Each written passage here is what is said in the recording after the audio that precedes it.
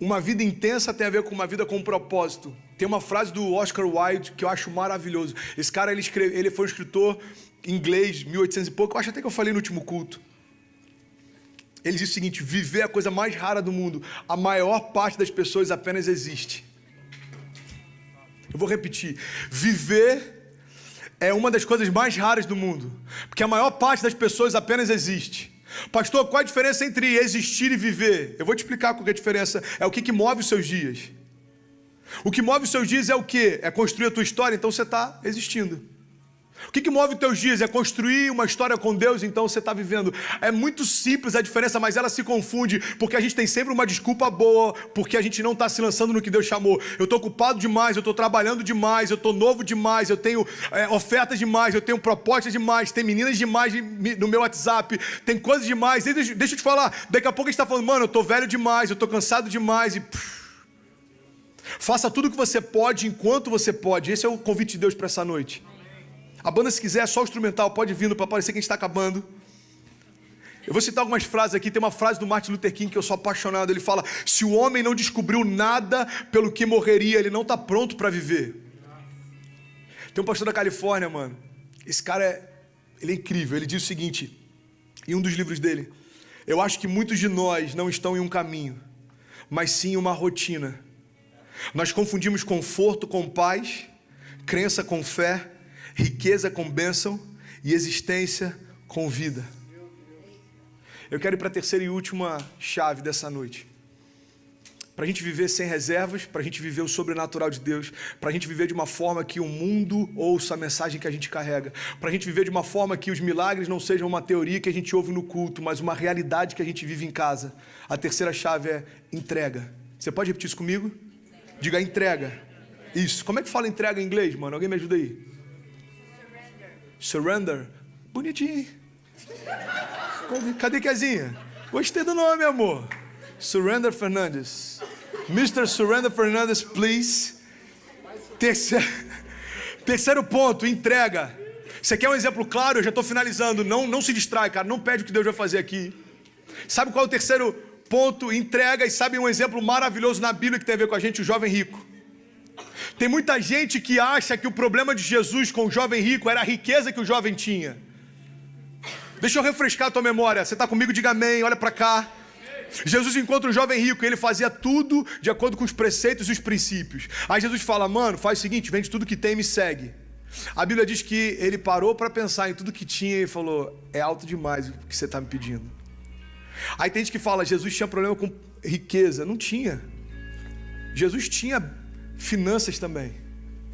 Presta atenção nisso. Jesus era simples, mas Jesus não era pobre, porque não faz parte da natureza de Deus pobreza. Pobreza é a ausência daquilo que você precisa e é necessário. Não faz parte da natureza de Deus. Não tem sentido aquele que veio trazer remissão se mover com uma característica que não é do seu caráter. Pastor, me dá um exemplo então. Eu vou te dar um exemplo. Jesus tinha tanto dinheiro que ele não só tinha um tesoureiro para cuidar do que tinha, como o tesoureiro tirava sempre da bolsa dinheiro e ainda assim não faltava. Você já parou para pensar nisso? Se Jesus não tivesse dinheiro, ele não precisaria de um tesoureiro, irmão. Ele estava sempre com alguma coisa trocada. Ei, mano, o que a gente faz? Sei lá, vamos orar e Deus vai fazer. Não. Ele tinha um tesoureiro para cuidar das finanças. Então entenda, pastor, qual era então a preocupação de Jesus com o jovem rico? Eu vou te explicar. Jesus sabia aquilo que no futuro roubaria o jovem dele. Então Jesus está falando: ei, para você não se perder de mim lá na frente, abre mão daquilo que vai te trazer condenação hoje. O que Jesus está dizendo: ei, aquilo que para você tem mais valor do que a minha presença, hoje pode parecer que não faz sentido, lá na frente vai fazer. Então abra mão disso hoje. Pastor, me dá um exemplo prático, eu vou te dar. O teu namoro não te santifica, por que você acha que o teu casamento vai te santificar? Jesus está falando: ei, abre mão disso hoje, porque lá na frente isso vai te roubar de mim. Jesus não está preocupado com a tua riqueza, com o que você tem. Jesus está preocupado com aquilo que pode te roubar dele. Jesus está falando para o jovem rico: cara, lá na frente, isso vai te roubar de mim, abre mão disso hoje. Aí o jovem está falando: Jesus, mas é demais. Tem coisa demais. Cara, eu acredito que esse jovem rico poderia ter sido um dos apóstolos, poderia ter milagres sobrenaturais sendo descritos através da vida dele, mas aquilo que ele tinha no presente roubou aquilo que Jesus tinha para ele no futuro. Uau! Uau, isso é muito forte. Quando aquilo que eu tenho no presente parece ser tão bom a ponto de eu descartar aquilo que Jesus tem no futuro, eu estou dizendo: Deus, eu prefiro guardar as minhas fichas e viver com as minhas reservas. Eu não tenho certeza se o que você tem para mim é melhor do que o que eu tenho hoje. Tem quem está recebendo isso? E eu vou finalizar aqui. Jesus sabia o que roubaria ele do futuro. Ele está falando: cara, muda hoje. Sabe, eu quero te fazer um convite, cara. Jesus, ele quer mudar histórias aqui. Não tem a ver só com novos começos, tem a ver com novas posturas também. Não tem a ver só com quem vai reconhecer Jesus pela primeira vez, mas para quem vai dar acesso a Jesus entrar em áreas pela primeira vez hoje. Talvez você é crente há anos, mas tem áreas que até hoje você não deu acesso para Jesus. Talvez áreas que você nem sabia que existiam. Jesus está falando hoje: ei, deixa eu ter governo sobre a tua história, deixa eu escrever o que eu tenho para você. Eu quero você sem reservas, sem medo, sem preocupação, sem ansiedade. Deixa eu fazer aquilo que só eu posso fazer. Jesus quer mudar histórias hoje, mas Ele está à procura de pessoas que deem uma resposta a esse chamado. E eu quero finalizar aqui. Talvez você me pergunte: pastor, qual que foi o all-in de Deus? Porque Deus nunca vai te pedir, presta atenção nisso, cara. Deus nunca vai te pedir algo que Ele mesmo não tenha feito. Deus nunca vai exigir de você coisas que Ele não tenha feito primeiro.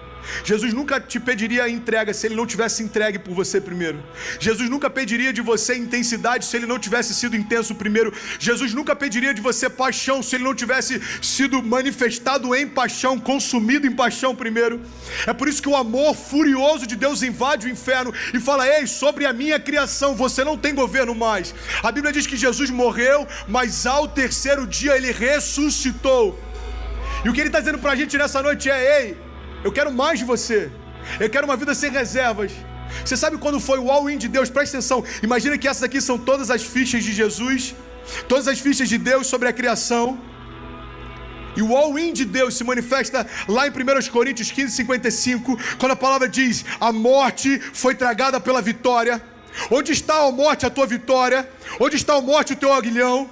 Ora, o aguilhão da morte é o pecado, e a força do pecado é a lei. Mas graças, porém, sejam dadas a Deus, porque dá vitória pelo nosso Senhor Jesus Cristo. Você sabe qual é o all-in de Deus? É quando Deus chega diante da morte e fala: ei, qual é o preço que você quer pela criação? É o meu filho? Então tá bom, tá pago. O all-in de Deus é quando Jesus abre os braços e fala: ei, está consumado. Nada mais precisa ser feito. Tudo aquilo que precisava ser feito, o meu filho já fez.